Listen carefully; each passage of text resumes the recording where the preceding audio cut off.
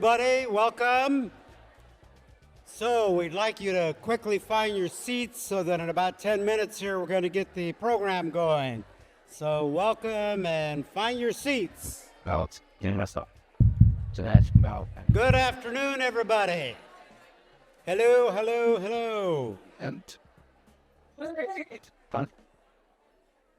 Have such great power. Have everybody just quiets down. Good afternoon. My name is Enrique Cerna, and I'm very pleased to be with you this afternoon and on this occasion. And yesterday at about this time, I didn't know if I was going to be making it through the day. I didn't feel all that great, but I managed to feel better today, and so I got here. And I also want to thank those that were back up in the bullpen. My good friend Eric Johnson, former Como anchor, he was going to be one of the guys who had gotten a text about, could you maybe do this if Enrique doesn't show up?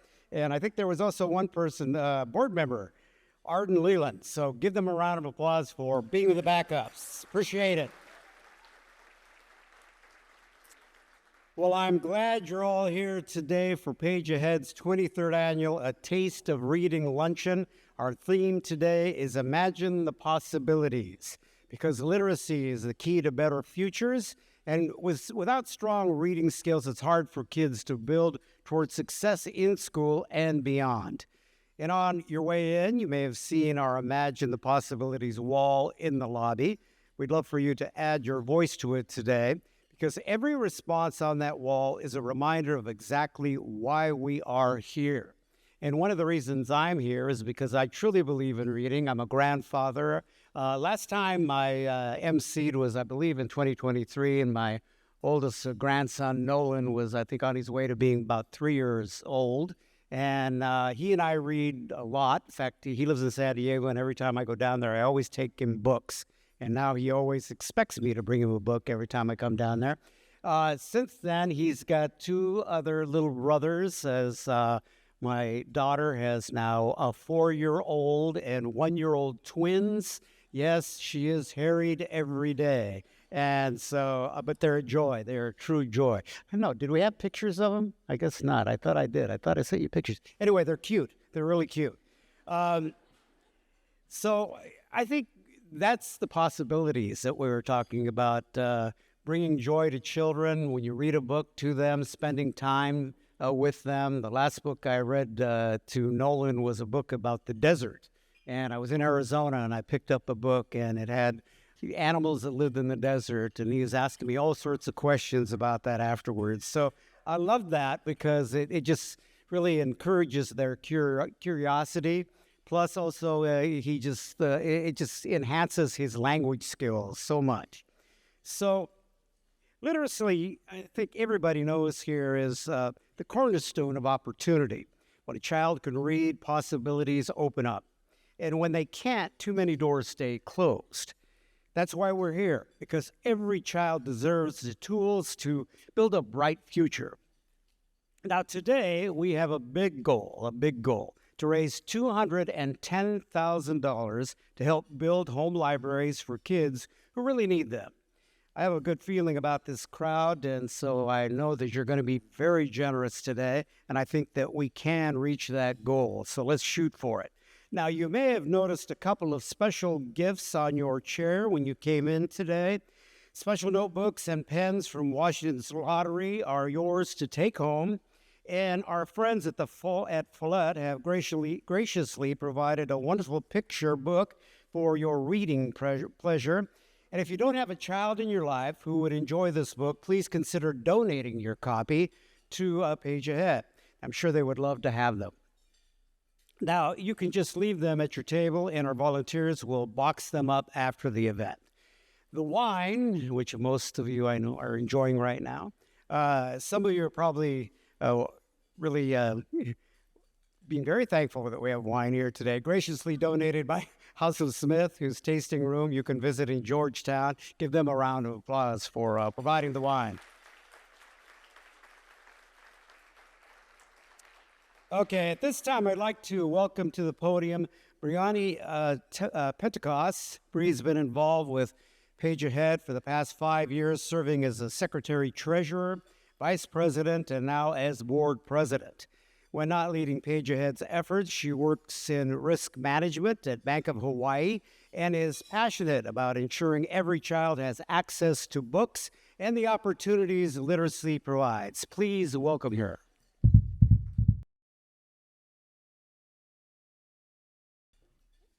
Thank you, Enrique. Good afternoon, everyone, and welcome to the 23rd Annual A Taste for Reading Luncheon. I would like to begin by acknowledging that we gather today on the ancestral homelands of the Coast Salish peoples. We pay respect to the elders past and present and extend that respect to their descendants and thank the original caretakers of this land who are still here. My name is Briony Pentecost, and it's my honor to serve as the president of Page Ahead's board of directors this year. I'm delighted to be here with all of you today and grateful to be surrounded by so many people who care about children and literacy in our community. Let me start by recognizing our incredible luncheon sponsors and partners whose generosity and belief in this mission make today possible. Please give a warm thank you to our gold sponsors, EY, People's Bank, and Liberty Mutual, and our silver sponsors, Ag West Farm Credit, Washington's Lottery, and Wealth Collab. The generosity of these sponsors and several more who donated to our matching pool means that all gifts of $500 or more or pledges of $50 a month or more will be doubled. I hope this inspires you to give more today. I would also like to thank our luncheon benefactors, Jim and Marilyn Cook. Jim and Marilyn have been generously underwriting the luncheon since 2006. Because of them, every dollar raised today goes straight to Books for Kids. Jim, your generosity is inspiring. Thank you and Marilyn so much for your longtime support. There are so many groups of people that make this event possible and are committed to the success of Page Ahead. I ask that you stand as you are able as I call you out. First, our table captains. Cerna.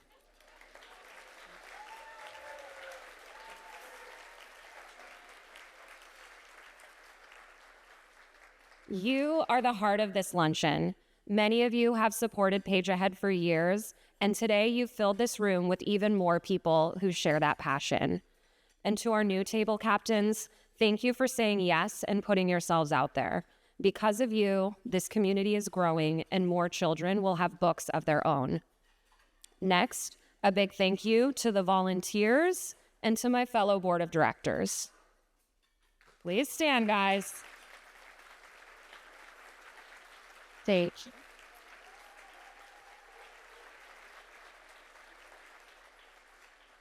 Thank you. And finally, thank you to the Page Ahead staff for all your hard work putting this wonderful event together.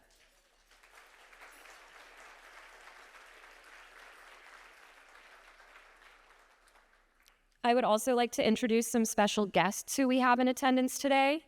Shayna Deitch from Senator Patty Murray's office, Crystal Chindavongsa from the King County Executor's Office, Dr. Mike Starosky, Assistant Superintendent of Academics for Seattle Public Schools, and Representative Alicia Rule, Washington State Legislature, District 41, Position 1.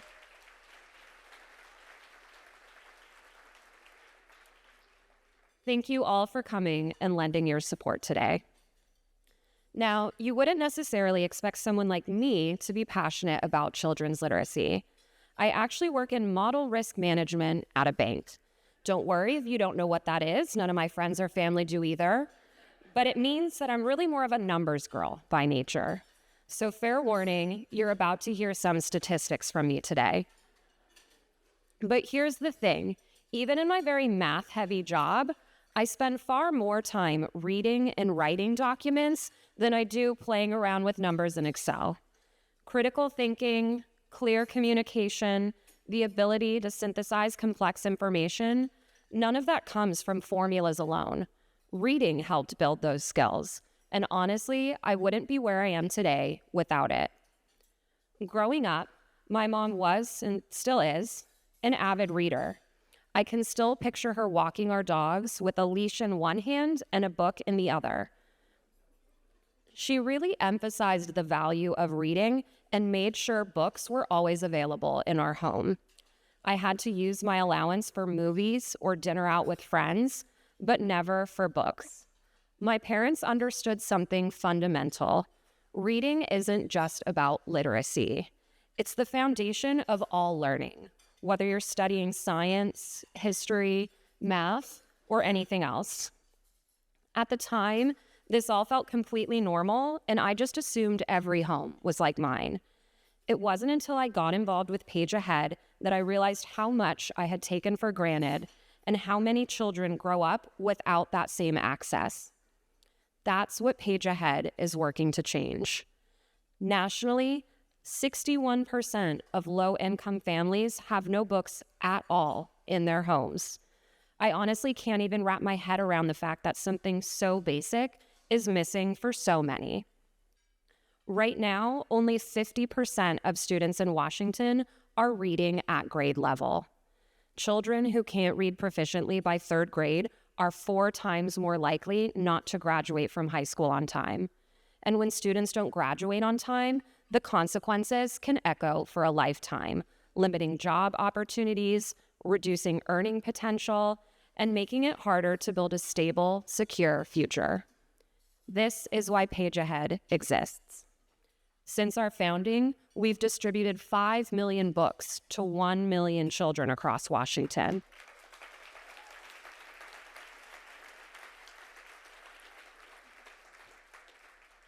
And we're not just giving out books, we're delivering measurable results.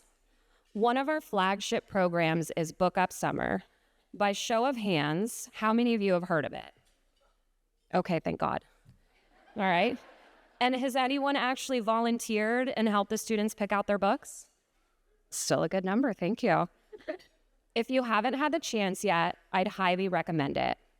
Book Up Summer gives elementary students a book fair style experience where they get to choose books they actually want to read and that are theirs to keep forever. The goal is simple: prevent the summer slide when kids lose months of reading progress just by being out of school. Those of you who raised your hands as volunteers know that moment when a kid assumes they're just getting a library book and then realizes they actually get to keep it and call it their own, maybe for the first time ever. That excitement is real and powerful, and the data backs it up. When we analyzed 2025 state test results in select Seattle schools, we found that 3rd graders who participated all 3 years in Book Up Summer were twice as likely to meet reading standards as their peers who didn't participate. And these low-income students outperformed the state average in reading for low-income students by 50%. It's impressive. But Book Up Summer is just one piece of what we do. We also work with children even earlier because the window before kindergarten is also critical. Through our early learning program, Story Leaders, preschool children spend a month reading a book in small groups with their teacher and ultimately take home their own copy to keep and read with their families. If we can reach a child before they ever set foot in a kindergarten classroom, we're not helping them catch up. We're making sure they never fall behind in the first place. And the data shows just how powerful that early support can be. Take Granger in Yakima County, for example. 81% of their kindergartners participated in this program, and we saw a 20% increase in children testing kindergarten ready in literacy. At Adams Elementary in Spokane, kindergarten readiness jumped 63%. These aren't small improvements, these are transformative head starts. I warned you there'd be data. Now, let me give you one more number as someone who works in finance and always looks for return on investment. Early childhood literacy interventions deliver approximately $10 in societal benefits for every $1 invested. More impact per dollar than almost any other educational investment. That's the power of this work. It doesn't just improve test scores, it expands what's possible for an entire generation. And none of this happens without you. Your generosity buys a 100% increase in students meeting reading standards. It buys a 63% increase in kindergarten readiness. It buys a 10-to-1 return on investment. It buys futures. Today, you have the opportunity to be part of that impact. The theme of today's luncheon is Imagine the Possibilities. When we say this, we mean real possibilities for real children. Imagine a kindergartner who walks into her first day of school already understanding hundreds of words her peers don't, curious and ready to learn, because story leaders put books in her home and reading on her family's radar before kindergarten even began. Imagine a second grader who spends his summer reading books about dinosaurs and outer space and superheroes instead of losing months of progress because Book Up Summer let him choose books he's excited to read. Imagine a teenager who doesn't drop out, who graduates, who discovers her own path because someone gave her books when she was 7 and reading became the foundation of her future. That's what we're building together. Not just literacy rates, not just test scores, we're building possibilities. The possibility of graduating, of pursuing college or career training, of discovering passions, of choosing a different future. So, thank you. Thank you for believing in this work, for investing in children, and helping us prove that every child, regardless of zip code or family income, can imagine a future without limits. Together, we're expanding possibilities, one child and one book at a time. Thank you. See, numbers people can tell good stories, right? Has great data. Another reason why you should support what we're doing here today. When we put books in children's hands, we're not just supporting reading. We're opening doors to futures filled with opportunity. And it's because of this community that those possibilities keep growing. We have a video now we'd like to show you that brings that vision to life and shows how your support is expanding possibilities for children across our communities. Take a look.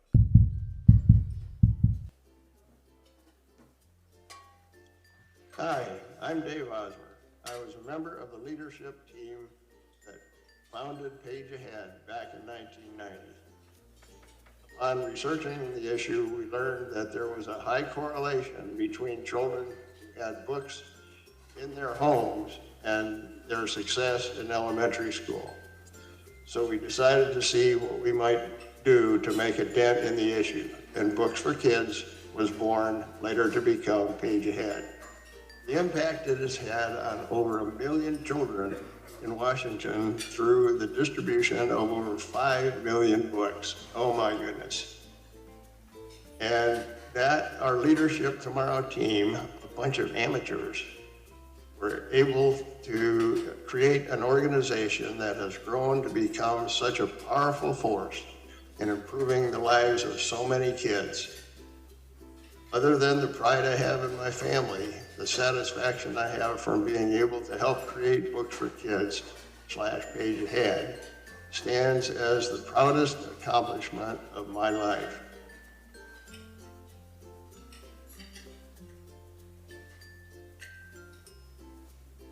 Hi, my name's Karsten, and I'd like to imagine that if every child had access to books, that a lot more people would grow up with the confidence to try hard things. When all children have access to books, they'll have a better understanding of themselves and the world around them. I imagine that people would feel empowered. If every child had access to a book, imagine how their minds would be open, their curiosity would be sparked, and their imagination stretched, all while holding something tangible in their hands, a book. First thing is to be able to have them dream. Dream their dreams, what they want to be, what they want to do when they grow up. It opens doors and opportunities for kids to do anything they want. That is what's exciting about a book. Takes them on adventures that they may not be able to be exposed to by where they live or their home situation. Next thing is they have access to learning. This provides an opportunity to read and learn about amazing things, fiction, nonfiction, whether it's dinosaurs, snakes, lizards, or fairy tales. so they have access to rich, strong literature. And finally, it gives our students an opportunity to learn, grow, and appreciate the world they live in and around them. Because as we all know, these students are going to be our future leaders.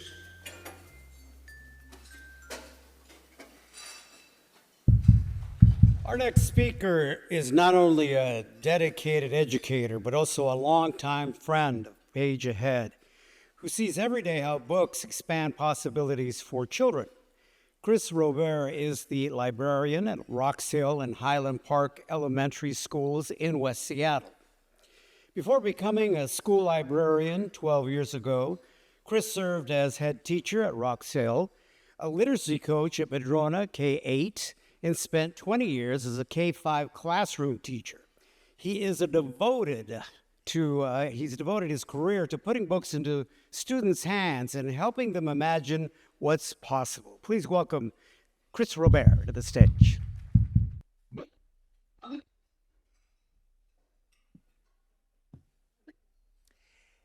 Imagine the possibility. You are 6 years old, maybe 7, maybe 8.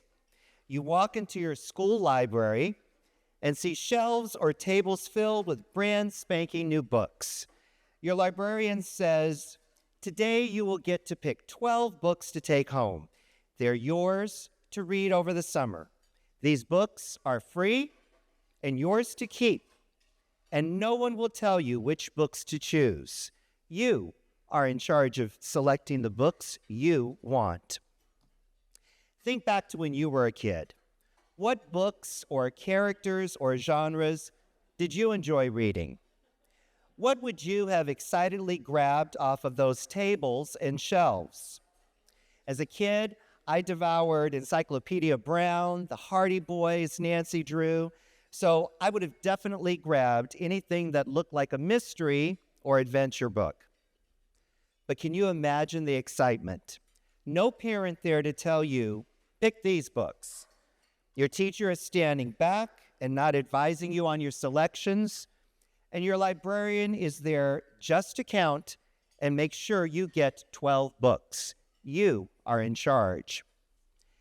It's an excitement I've been fortunate to witness the past 11 years at Rocks Hill Elementary in West Seattle.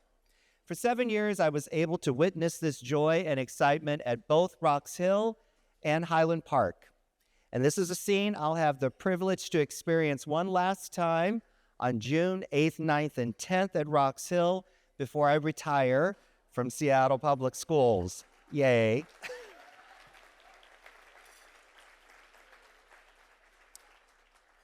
I began my teaching career in 1987 in Los Angeles.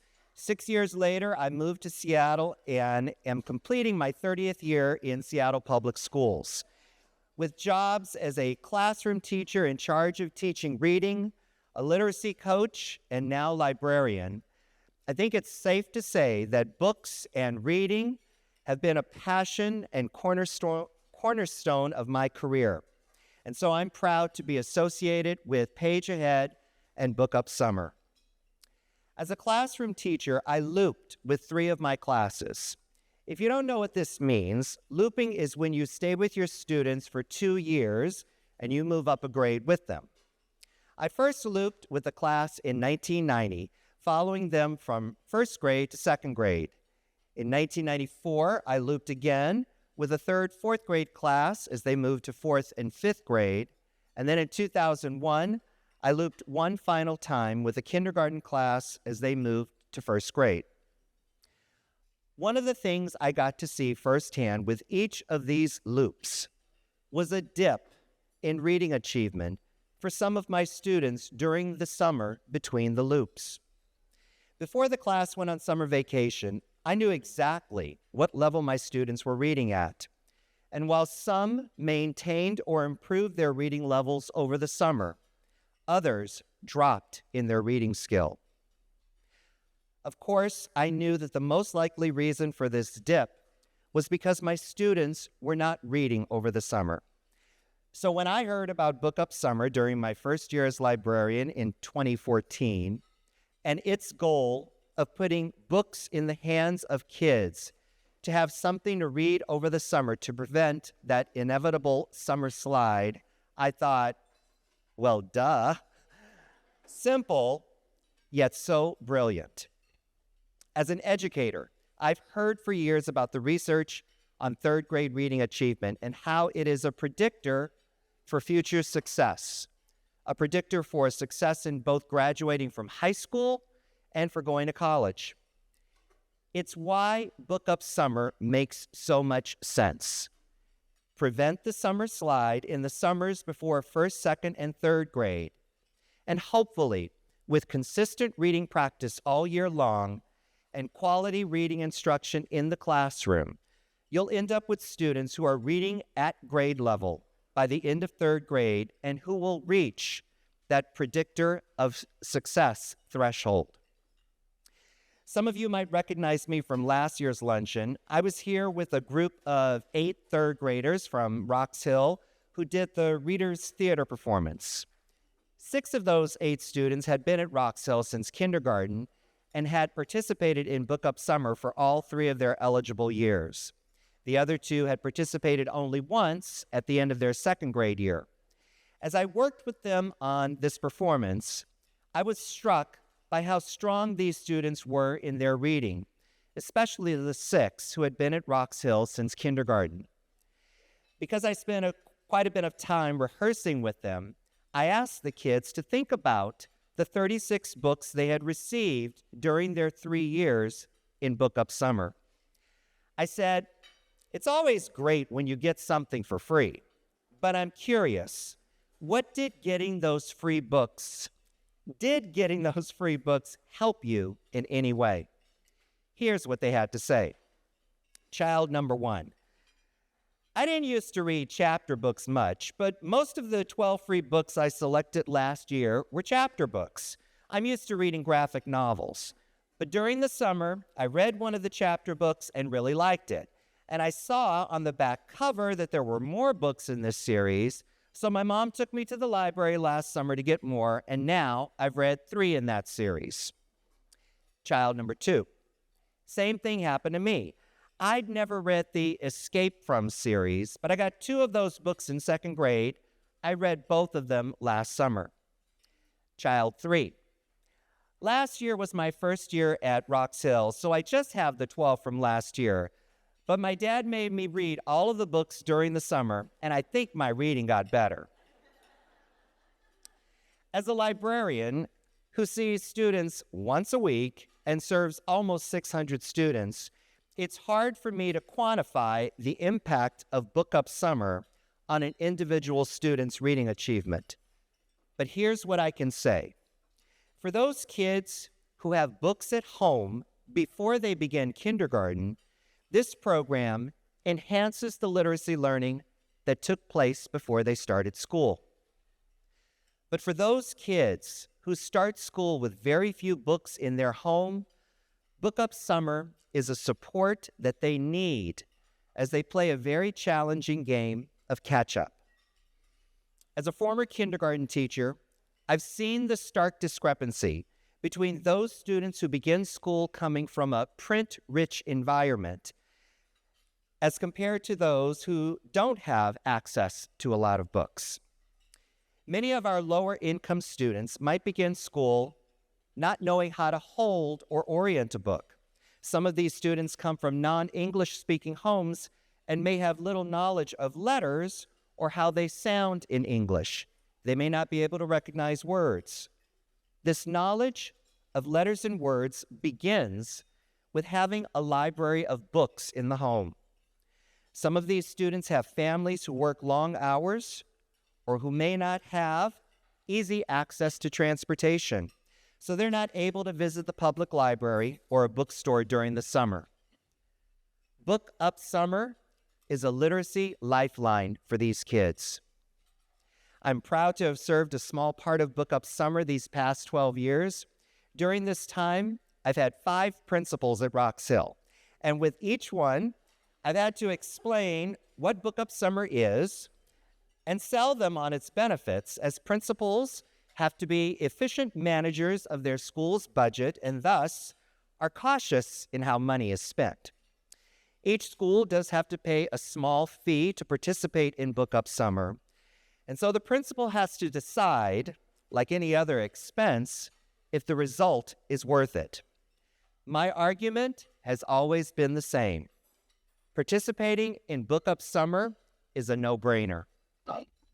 Book Up Summer is rooted in solid research and is a cost-effective way for schools to ensure that the hard work that we as teachers are doing in reading instruction during the school year gets supported at home during the summer months. Of course, none of this happens without your support. You are here today, obviously, because you see and understand the importance of students being good readers. Book Up Summer could never happen without the investment supporters like you make to transform the reading lives of Washington State students. If you have supported Page Ahead in the past, I thank you on behalf of the students and families that I serve at Rocks Hill and Highland Park Elementary Schools. If you are thinking of supporting Page Ahead this year, I urge you to do so. I'll say to you what I've said to every one of my principals. This is a no-brainer. It is a smart investment of your money in the children of Washington State. Imagine the possibilities. You can walk out of this luncheon today feeling good, knowing that you are helping put books into the hands of students and shaping their reading lives. Your contribution makes a tangible difference for kids and their future success. Thank you very much. I think I can speak for everyone here when I say thank you for the years that you put in working for Seattle students. Congratulations on your upcoming retirement. All right, it's time now for one of the highlights of our program. I'm thrilled to introduce a fantastic group of students from Mark Twain Elementary in Federal Way who are about to give us the best story time we've seen in a long time. If this is your first Page Ahead luncheon, get ready. You're in for a real treat. Please welcome the Mark Twain Players. All right, the Mark Twain Players are directed by Michelle DuComb, and their performance for today is The Frog Prince, continued by John Sheska with illustrations by Steve Johnson. And now here's the performance. Hit it. All right, let's go.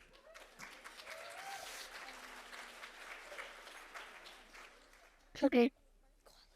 Hello, welcome to Readers Theaters. We are third graders who will be representing The Frog Prince Continued by the author John Sheska. We hope you enjoy.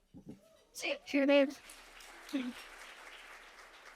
My name is Tabitha. My name is Kaylani. My name is Sahana. My name is Boaz. My name is Allison. My name is Mohammed. My name is Max. My name is Darwin. And my name is Estrella. I think that's it. Sure. The princess kissed the frog, and he turned into a prince, and they lived happily ever after. Well, let's just say they lived sort of happily for a long time. Okay, so they weren't so happy. In fact, they were miserable. Stop sticking out your tongue like that, nagged the princess. How come you never want to go down to the pond anymore? Whined the prince. The prince and princess were so unhappy they didn't know what to do. I would prefer that you not hop around the furniture, said the princess. And it might be nice if you got out of the castle once in a while to slay a dragon or a giant or whatever.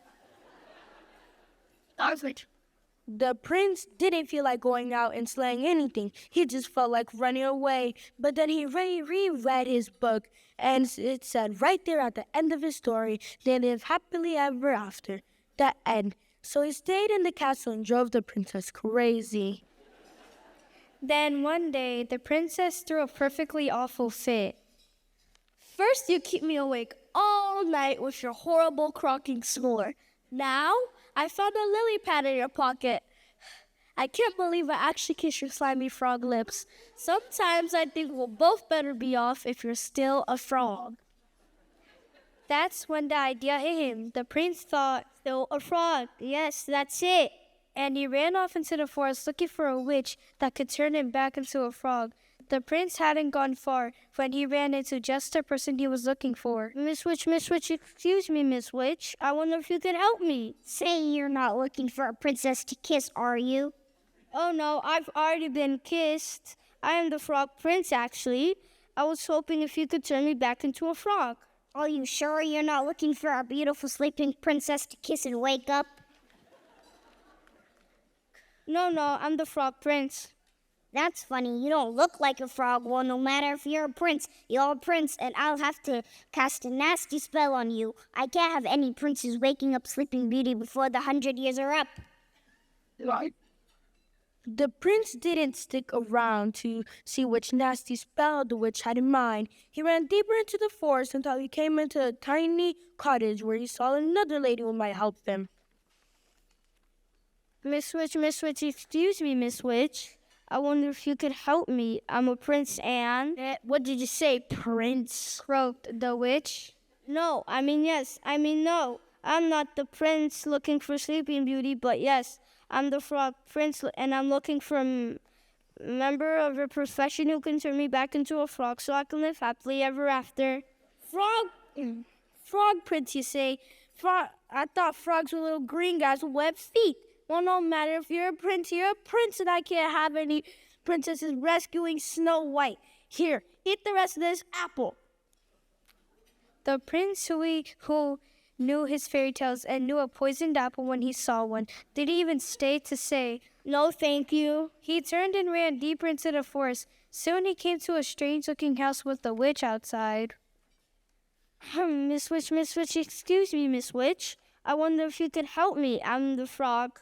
If you're a frog, I'm the king of France, said the witch. I am not a frog, I'm the frog prince. And I need a witch to turn me back into a frog so I can live happily ever after. Can you do it? Said the prince. In one long breath, the witch eyed the prince and licked her rather plump lips. Why, of course, dearie. Come right in. Maybe I can fit you in for lunch. The prince stopped on a slightly gummy step. Something about this house seemed very familiar. He broke off a corner of the windowsill, tasted it. Gingerbread. I hope you don't mind my asking, Miss Witch, but do you happen to know any children by the name of Hansel and Gretel? Why, yes, Prince darling, I do. I'm expecting them for dinner. The prince, who we had said before knew his fairy tales, ran as fast as he could deeper into the forest. Soon he was completely lost. He saw someone standing next to a tree. The prince walked up to her, hoping she wasn't a witch, for he quite had his fill of witches. Madam, I am the frog prince. Could you help me? Gosh, do you need it? Said the fairy godmother. You are the worst-looking frog I ever seen. I am not a frog, I am the frog prince, said the prince, getting a little annoyed.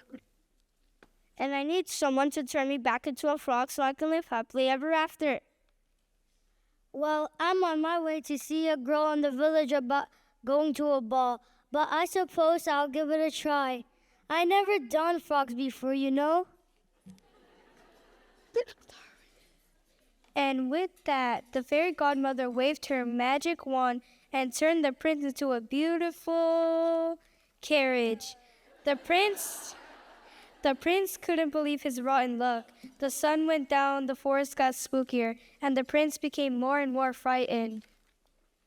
Oh, what an idiot I've been. I could be sitting at home with the princess living happily ever after. But instead, I'm stuck here in the middle of this stupid forest, turned into a stupid carriage. And I'll probably just rot and fall apart and live unhappily ever after.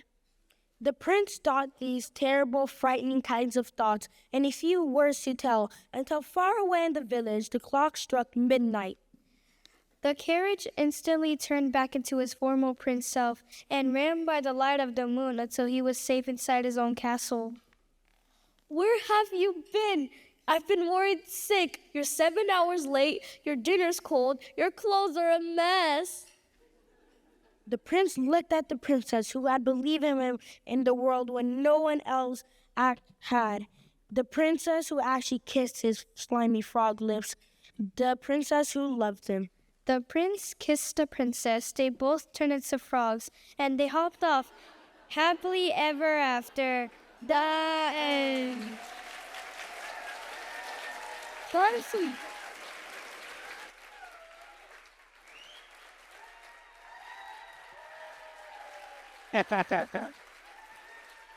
Thank you. Kind of weak. Only some of you stood up. Everybody should stand up and give them a round of applause here, huh? Come on.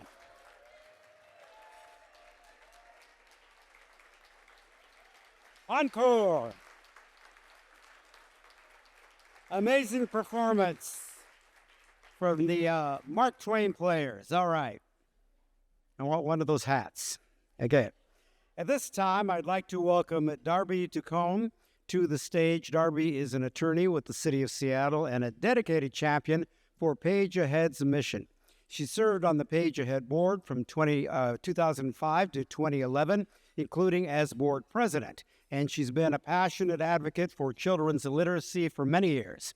Today, she's going to share how we can come together to help even more children imagine the possibilities. Please welcome Darby.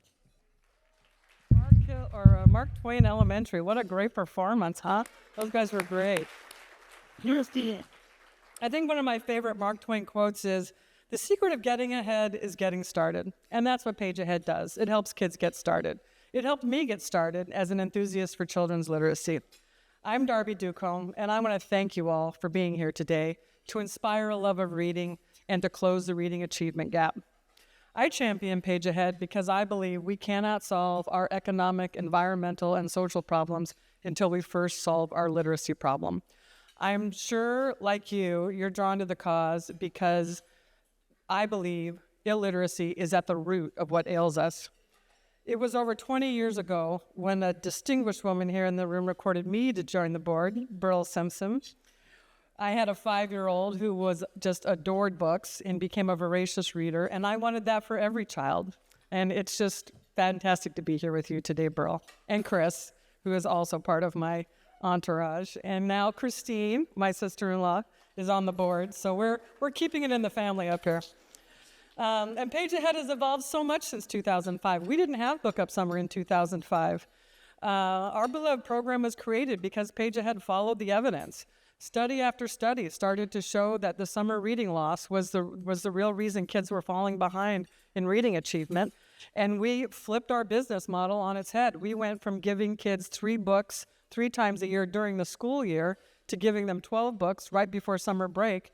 And Book Up Summer was born. Now today, Page Ahead and the kids Page Ahead is serving are ahead. Page Ahead is leading our community in eradicating childhood literacy. And as Bree shared earlier, our kids are now outperforming their peers by 50%. That's what I call getting ahead. That's the power of focusing on your highest leverage work. Book Up Summer's powerful intervention helps kids keep reading over the summer, and it helps keep their reading muscles strong, so when they return to school in the fall, they have not lost any ground. But as Bree told us, that gap doesn't just happen during the summer. Reading gaps start before kids even enter school. And once again, Page Ahead followed the evidence. We created Story Leaders program to address preschool reading needs. And Bree shared some remarkable results here as well, with kindergarten readiness at one Spokane school jumping 63%. When you can prevent summer reading loss, and when you can build early literacy skills, when you can surround kids with books, you can close the reading achievement gap. You can end illiteracy. That's what we want to do, and it's what we must do. But this isn't just about reading. When we grow readers, we grow local engineers and scientists and mathematicians, like our friends and family at EY Ag West Farm Credit, Liberty Mutual, People's Bank, Wealth Collab, and a number of other great companies. But first, we have to grow readers. We must give every kid in need a chance to read so that they can access the wonder and magic of literature and science. Just imagine the possibilities.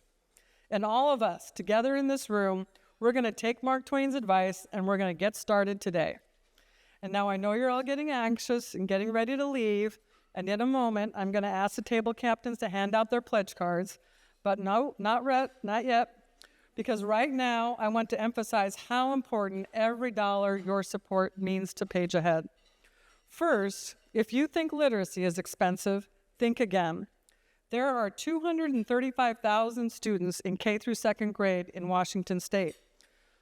To serve half those children, the students not meeting reading standards since the pandemic would cost just $5.8 million. To serve the 80,000 children living in poverty in Washington State would be just $4 million. And it's only $1.1 million a year to reach Page Ahead's goal of serving 30,000 kids. Now compare this with the Seattle Police Department's 2026 budget of $486 million. Just 1% of that budget would put us on track to end literacy. That's the cost of prevention. That's the power of early intervention before gaps widen, before intervention becomes more expensive, and before opportunity is lost. That's why we need you. We need all of you in this room more than ever. The goal for today is to raise $123,000 in this room right now, and already we have support from some fantastic, generous donors. Thank you to the people who have already given. We have raised more than $87,000. Woo! Many of them couldn't be here in person. They're going to watch later online, but they wanted to show their support. And I see you, and we all thank you very much. And we know reading frequently and reading things you enjoy is the best, easiest, and most effective way to grow strong reading skills. So what's the best, easiest, and most efficient way for Page Ahead to make that happen? Giving frequently. That's why I give monthly. It's automatic, it's easy, and it allows me to make a contribution all year long. I don't think about my pledge as a monthly payment. I think about it as a partnership with Page Ahead. We're helping to end illiteracy 1 month at a time. And because my gift is spread out over the year, I'm able to give more than if I had to write just one check all at once. Of course, we will happily accept your big one-time checks. Don't get me wrong there. We've set a goal today to welcome 35 new monthly donors, and we're already on our way because 3 people who couldn't be here today have already started up to giving us monthly pledges. Thank you so much to Jessamine, Lily, and Lori. That means we only have 32 more to go. Will you be one of them? I hope so. Now remember, every gift of $500 or more will be matched, and that counts for monthly gifts too. If $500 seems like too much, what if you did $50 a month? A $50 a month gift gives 12 kids a home library. It's like helping a kid a month, and your donation will be matched the same as if you wrote one check for $500. Imagine yourself giving books to an entire classroom of kids.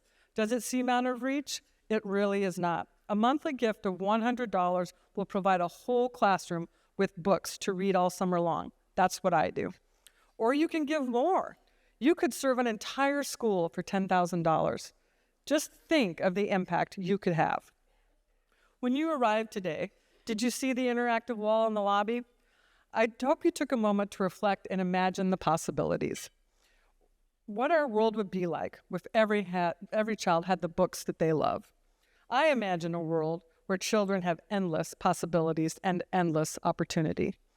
When you leave, please take a moment to stop and read the responses. That wall is full of imagination. Let's fund that. Thank you, table captains. Please hand out your pledge cards. Please make a generous donation to Page Ahead so that we can send more books to those kids at Mark Twain Elementary, at Rocks Hill Elementary, and all the other kids in Washington State who deserve books in their home. Please be as generous as you can. And now here is Enrique with some final announcements. Thank you, everyone. All right, my final announcement is to open your hearts and your wallets and give. And thank you so much for being here today. I think we wrap up everything, right, Deborah? Are we all done here? Okay. We want to thank everybody for being here today on a beautiful day. Thank you for coming, making a difference in our community and our kids' lives, and we appreciate it. And good luck in retirement there, Chris. All right. Thank you. Good to have you here.